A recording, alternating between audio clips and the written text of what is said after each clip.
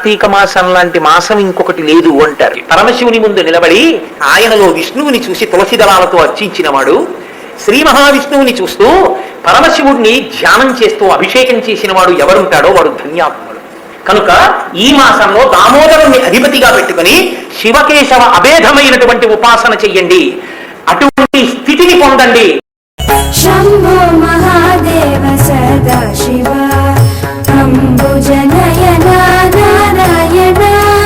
Shambho Mahadeva Sada Shiva అంబుజనయన Narayana. Hara Om Sada Shiva Hari Om Narayana.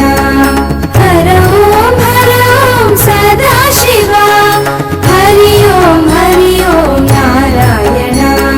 పన్నగభూషణ Sada Shiva Pannaga Shayana Narayana. పన్నగభూషణ Sada Shiva Pannaga Shayana